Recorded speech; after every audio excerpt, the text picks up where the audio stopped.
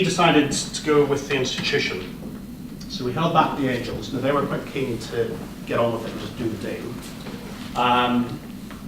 We never quite talked terms with them, so they had an idea of the valuation, but we didn't get into detailed term sheets with them. We did with the investor, with the fund. So we got a term sheet in October 2008 with detailed due diligence for completion in December 2008. Now, it's an interesting thing. Getting a term sheet, obviously it's a very clear point within the process. So that's where you decide as a company that you're going to, in effect, go into exclusivity with the investor that's going to look at you. By signing a term sheet, you're actually giving them some control in that process. So from my point of view, we were very keen to make sure that we got as much detailed in that term sheet as we possibly could. So in effect, although sometimes it's quite tempting to go for a single page headline kind of term sheet and then work out all the rest during the legal process, I've seen quite a lot of deals fall over because there wasn't enough work put into the term sheet to begin with. So we went to quite a lot of detail with the term sheet itself. So we had all the board arrangements agreed. We had a schedule, a timetable for all the due diligence points and how they would feedback, how they would come back to us with any problems. All obviously the valuation and the structure were all agreed. And so it's quite a structured process.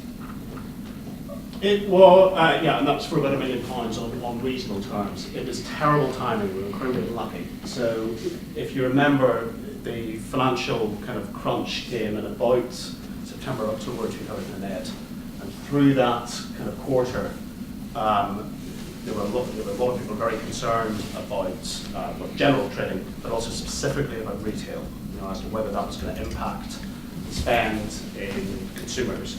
We are selling, in many cases, relatively expensive wine, so it looked extremely flash, I suppose.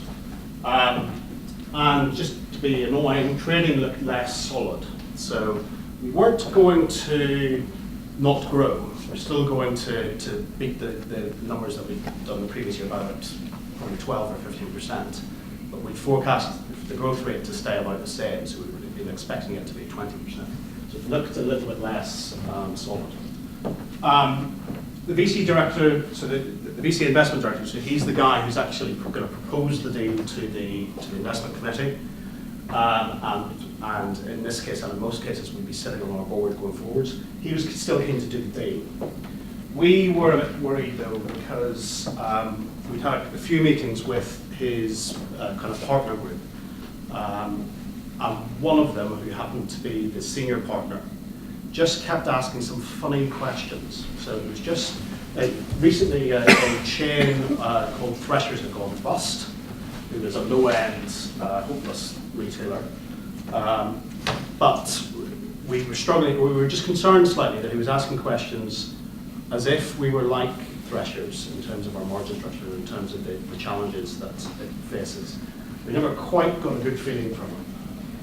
Then in December, the timetable began to slip. So we had maybe 10 or 12 diligence points, which would fall largely consecutively over different Friday evenings, and they would report back on there was a market study or personal references or whatever that is, and they committed that they would come back to us before the Sunday evening on each of those points to confirm whether they were happy with it. They then missed one of these, and so on the Monday or the Tuesday after that, we were straight back on the phones with the corporate finance advisor wondering what was going on. We actually felt that we had to bring it to a head. It's one of those things that's quite tempting when people say, no, it's fine, it's going to be okay, we just have to check a few extra things. Really, you've got to trust your gut feel, and our gut feel in that case was that actually they probably weren't going to do it. And the last thing we wanted to do was to just stay in a process for 2 or 3 months while they decided that they'd just wait and see. So we didn't, it was no way sort of an aggressive thing. We still remain on very good terms with them, but we just said, look guys, you can see that it slipped.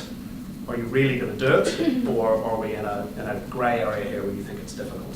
And they actually said, look, we think it might be difficult at the minute. So we decided to walk away from that. This was both of us decided to walk away from that. So we then tried to resuscitate the 3 groups of angels who were there.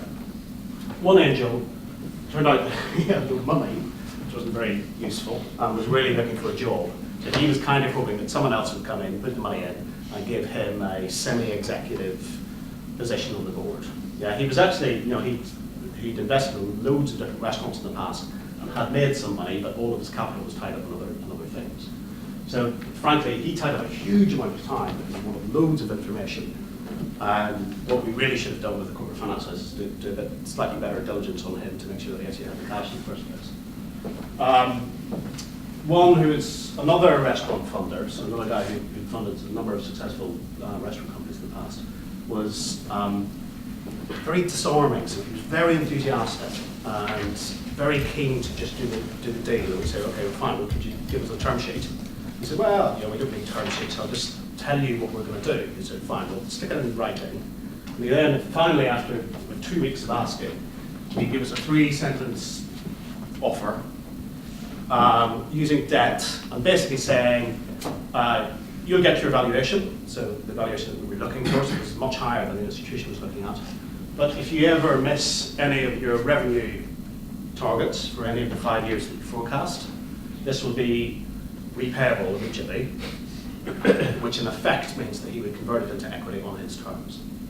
That's not constructive investing on my part. He was just basically being cheeky to sort of say, well, that's, the give and take is that I lend you the money and you hit your numbers. If you don't hit the numbers, then there's a problem.